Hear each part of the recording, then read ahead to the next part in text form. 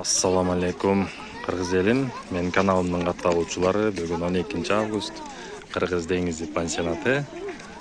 Ушундай Кыргыз деңизи пансионатынын корпусунун киребешинин алдында кечкисин ушундай дискотека уюштурулат. Жана чакан картинный галерея бар да бу жерде. Жумасына 1-2 жолдон чыгып турушат. Мына момундай картиналар бар экен. А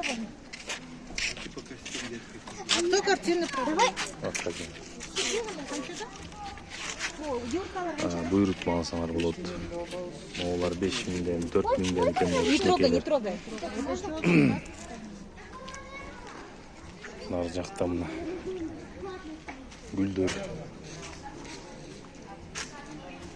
пейзаждар мондай картиналарга буйрутма берсеңер болот.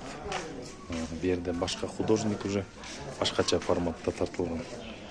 Үстүңкүлөрү 2200 сом, астыңкылары 4200 сомдон экен. Размер мына 15 канча болот? 40-60 болуп калат го эми астыңкылары. Бул жак бетке барабыз азыр. Жерде сонун тартылган Илвирс бар экен. Илвирс кыз бар экен мондай. Нар жагында тайган го. Мына ак Илвирс мында мыкты тартылып тур. Бу жерде бир нече сүрөтчүлөрдүн иштери экен. Рыспай дейт, Рустам деген бар экен. Могу жерде момундай сүрөттөр бар экен, абдан сонун.